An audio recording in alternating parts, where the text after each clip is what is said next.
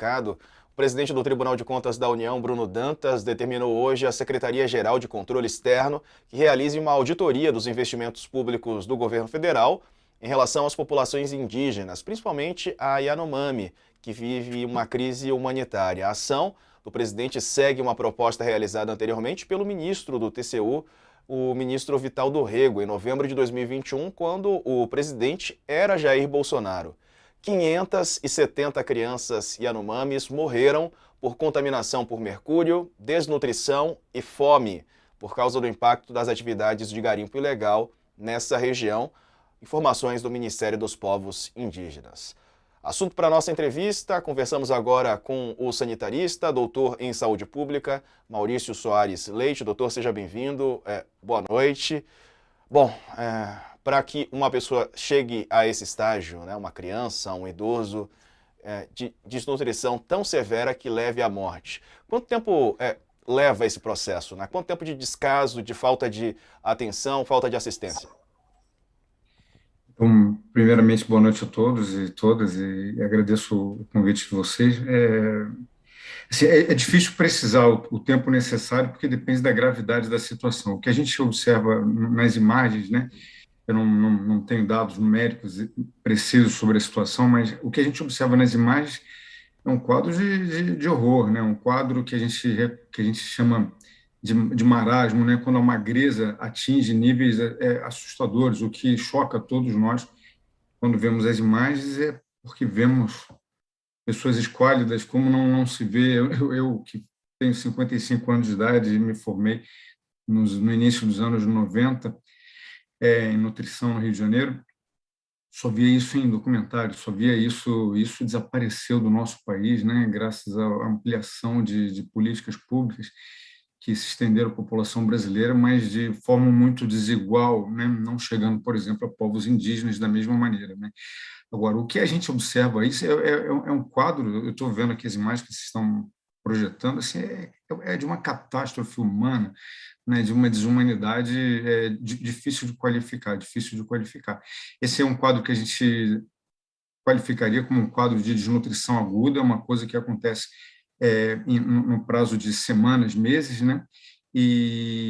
Mas é o resultado socialmente de um processo que todos nós já conhecemos, inclusive pelo papel né, de excelentes jornalistas que têm trazido ao público dados sobre a atuação do governo federal junto aos Yanomami, né, sobre a recusa em desintrusar os invasores, né, que são os garimpeiros, né, que, enfim, que não podem estar lá, né, por lei não podem estar lá. A gente sabe que esse é um problema social muito importante, mas ao mesmo tempo com atores muito importantes por trás. Enfim, é um processo que vem de bastante tempo, mas que se agrava num nível absolutamente inaceitável, pavoroso, né? Não uso aqui termos técnicos, mas assim, nos últimos meses e nos últimos anos. Assim. É possível, para me estender um pouco, se você me permite? Bom, o fato é que o quadro Yanomami ele não é novo, né? Para os Yanomami, ele não é absolutamente excepcional para o quadro dos povos indígenas no Brasil, mas o que a gente observa nessas imagens é um agravamento em níveis absolutamente inaceitáveis. Assim, é inegável que se havia um quadro preocupante antes, ou ainda um quadro muito grave antes, previamente mesmo ao governo pregresso, né, do nosso país, ao longo desses anos ele se agravou em níveis inimagináveis. Professor, esse quadro que a gente vê foi causado pela invasão de garimpeiros, né, que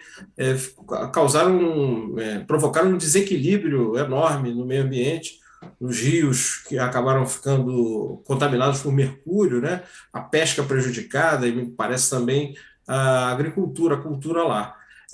O senhor acredita eu sei que sem ir até lá fica difícil fazer uma análise mais criteriosa, mas pelas fotos, pelo grau de gravidade a que chegaram essas pessoas, em que está essa comunidade, o senhor acha que é possível recuperar em pouco tempo aquele ambiente, aquele meio ambiente rios contaminados por mercúrio, eles poderão continuar tendo uma vida próxima do normal por lá, ou quanto tempo isso demoraria a acontecer?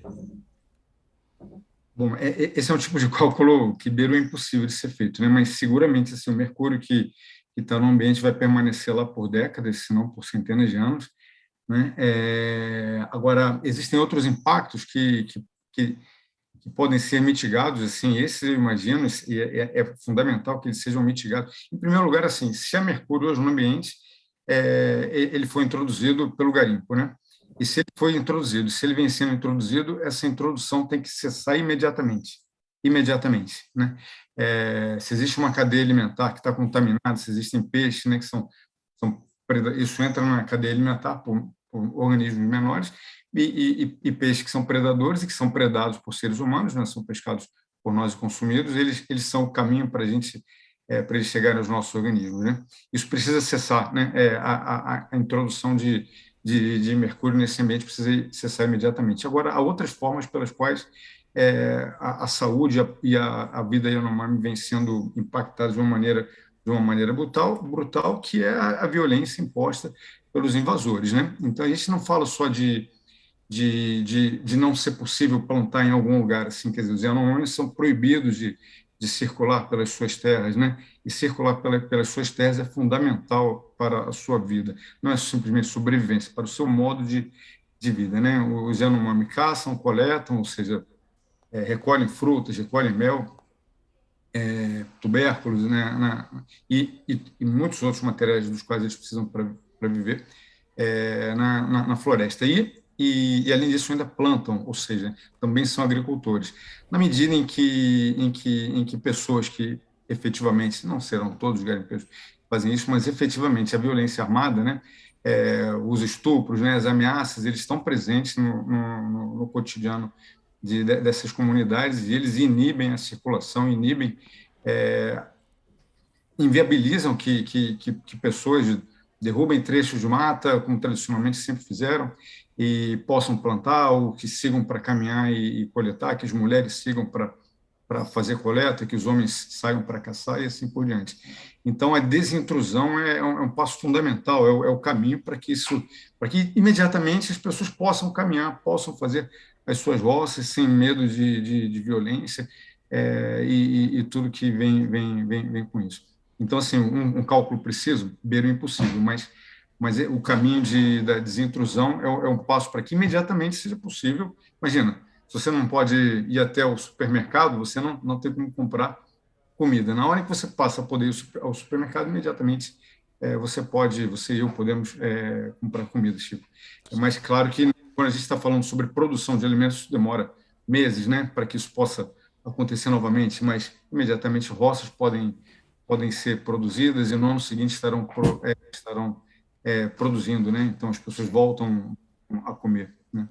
Professor, sobre o Posso, processo. posso Desculpe. acrescentar só Claro, deve. perdoe-me a interrupção, né? Eu acho que é muito importante que a gente não separe, né? O que a gente vê, né? A gente está vendo pessoas, em primeiro lugar, estamos vendo pessoas muito desnutridas, radicalmente desnutridas, mas não estamos vendo estamos vendo somente os sobreviventes, porque muitos outros indivíduos já desapareceram, né? Morreram, faleceram, vieram a óbito pela desnutrição, pelas complicações que isso traz, pela vulnerabilidade para a infecção por contaminação por doenças infecciosas e desfechos negativos, levando a óbito, inclusive. Então, esse primeiro dado é um dado se a gente fica chocado, se o telespectador fica chocado com aquela pessoa que está ali e está absurdamente emagrecida e vulnerável, e vulnerabilizada, né, à ocorrência de doenças infecciosas e a taxa de mortalidade absurdas, essas pessoas estão vivas, porque muitas outras desapareceram e morreram pelas infecções e pela desnutrição, e outras por assassinatos, né? Então, o cotidiano Yanomami, esse que nos chega aos olhos por imagens terríveis, ele é só uma parte, ele é a parte que eu hoje pensava sobre isso, antes de entrar aqui nesse nosso encontro, e pensava, gente, essas pessoas são as que sobreviveram porque outras crianças e outros adolescentes, outros idosos não sobreviveram. Nós temos as notícias disso, de O crianças. pior a gente não viu, né? O pior a gente não viu. Né? Sim, verdade, verdade. É muito difícil imaginar. E quanto tempo demora? E qual deve ser o processo de recuperação, não é? De uma pessoa num nível tão avançado de desnutrição como esse que a gente está vendo pelas imagens, né? É claro que estamos todos à distância, mas qual que é o processo? Como é que a pessoa volta a ficar saudável quando atinge uma condição tão severa como essa? Essas pessoas, a gente está vendo os números de hospitalizações estão crescendo, né? Não basta ter arroz para comer, essas pessoas precisam se alimentar. Esses organismos, qualquer pessoa, qualquer profissional de saúde já tem lidado, e serão poucos os profissionais de saúde que já lidaram com desnutrição nesses níveis, e essas pessoas precisam, claro que a critério clínico, né, sendo avaliadas por profissionais. É por isso que elas estão sendo internadas e hospitalizadas, né? Então, não basta simplesmente a gente ter novas roças e nesse grau em que muitos desses indivíduos, é claro que sendo avaliados, né, eles precisam de internação e cuidados muito rápidos, né? A gente vai ter muita gente desidratada, a gente vai ter clinicamente, a gente tem o comprometimento da mucosa intestinal, então a capacidade de digerir e absorver alimentos fica comprometida. Não basta a gente pegar uma pessoa que pesa, um adulto que pese 30 quilos e servir um pratão de arroz com feijão e bife para ele. Assim, não funciona desse jeito, né? Antes da gente fazer a última pergunta com o Chico, antes de eu passar a palavra para você, só uma notícia que a gente queria mostrar aqui também, porque tem a ver com o assunto. O ministro Fachin concedeu mais 30 dias para o governo apresentar um plano de proteção a indígenas isolados. A reportagem está no nosso site. O ministro ampliou esse prazo com a decisão de Fachin, que veio em meio à crise da terra Yanomami. Segundo autoridades, o atual governo, centenas de indígenas, né, em especial crianças, passam por esses problemas todos aí de desnutrição, com relatos de mortes. O pedido da AGU teve como base a solicitação da FUNAI, em razão da complexidade e dificuldade de casos. Entre as alegações, a falta de previsão no orçamento para se realizar a medida agora em 2023. Em novembro, o Fachin já havia dado prazo de 60 dias para o governo do então presidente Bolsonaro realizar essas ações. O Ministério da Saúde declarou na semana passada estado de emergência de saúde pública nesse território, que é a maior reserva indígena do país, depois dos relatos de desnutrição, de mortes de crianças, idosos, enfim, tudo relacionado ao garimpo ilegal. Chico. Professor, eu fiz 2 colunas dizendo o seguinte, refletindo sobre sobre a seguinte questão. A gente está vendo essa calamidade toda que foi causada principalmente pelo abandono proporcionado pelo governo Bolsonaro. Por 4 anos, Bolsonaro tirou toda a proteção à entrada de garimpeiros ali naquela área, não deu a assistência de saúde, não deu assistência de segurança. E aí acontece aquilo que a gente está vendo ali naquela área, na comunidade Yanomami, em Roraima. Mas a verdade é que o abandono dos indígenas no Brasil precede Bolsonaro. E que também a sociedade brasileira, de uma maneira geral, tirando alguns momentos de dramas ou tragédias pontuais, só em alguns momentos é que a sociedade brasileira, o Sudeste, o Sul, prestam alguma atenção à questão indígena.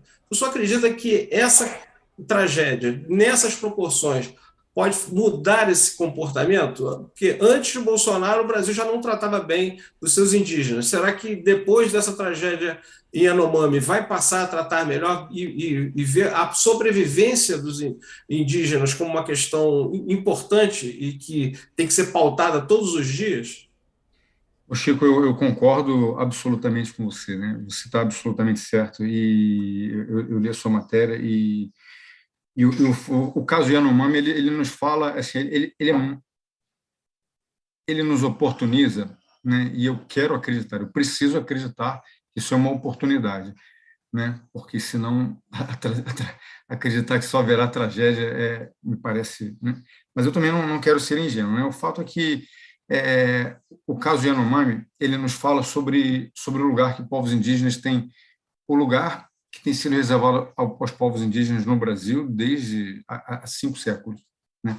Há 5 séculos e caminhando, já entrando no nosso 6º século de existência como nação, como colônia, ex-colônia talvez, né? E o fato é que esse lugar é um lugar de subalternidade, é um lugar artificialmente, um lugar que produz violência, um lugar que historicamente relega povos indígenas a um lugar de violência, muita desigualdade, e o caso ele nos fala sobre mortes e causas evitáveis, ou seja, é possível evitar. Se é possível evitar, é necessário evitar. Como a gente fala sobre povos que estando no nosso país, vem sendo relegados sistematicamente a não segundo plano, mas um plano muito, muito subalterno em uma hierarquia inaceitável que existe no nosso país, uma hierarquia social que existe no nosso país. Eu entendo que isso já aconteceu muitas outras vezes com outros povos e segue acontecendo. A gente segue ouvindo notícias de jovens Guarani sendo assassinados no Mato Grosso do Sul, a gente segue ouvindo notícias de assassinatos por pistoleiros, né, em conflitos fundiários. A gente segue ouvindo falar sobre os Pataxó na Bahia, sofrendo mesmo, e a gente segue não ouvindo de outras tantas mortes, né? Assim, quero acreditar que o protagonismo indígena no meio disso tudo, no meio de todos esses processos, é o grande caminho para que a gente pare de viver situações como essa entre pessoas que vivem nesse país, né? Eu entendo que a ação para quem vive nas cidades, isso é distante, isso sensibiliza pessoas, né? Aparece na mídia, culpados são buscados, né? Em 2005, eu escrevia junto com o professor Ricardo Santos, da Fiocruz, uma matéria que falava sobre a mortalidade de crianças de Guarani e Kaiowá, no Mato Grosso do Sul, e é o mesmo quadro que se observa agora, né? Claro que com nuances, claro que talvez agora com uma magnitude ainda maior, inacreditavelmente maior, mas a dinâmica social parece ser semelhante, né? Então, procuram ser culpados, distribuem cestas básicas, que eventualmente são muito importantes para que se resolva, para que se atenue o problema a curtíssimo prazo, mas as causas estruturais não são solucionadas.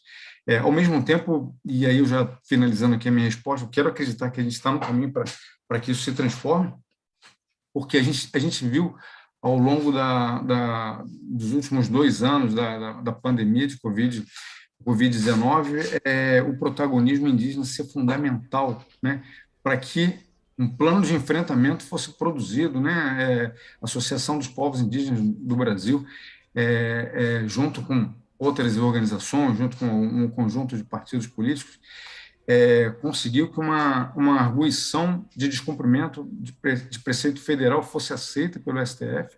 Isso resultou efetivamente em medidas muito importantes para que menos indígenas morressem por Covid. Então, eu quero sim acreditar que estamos no caminho, né? Mas será um caminho, vai continuar sendo um caminho de muita luta, porque vocês, como jornalistas, como cidadãos, que têm um papel fundamental junto à nossa sociedade, vem evidenciando como, né, o grau de negligência de sucessivos governos. Você está certo, isso não foi o primeiro governo que foi negligente com a saúde indígena, com a existência indígena, mas parece haver levado isso a um grau de sistematização que é muito assustador, assustador. Precisamos todos ser mais atentos e respeitar mais, né, o nosso passado, né, as nossas origens. Maurício Soares Leite. O nosso presente, se me permite, presente, né? Presente. Exato. Muito bem feita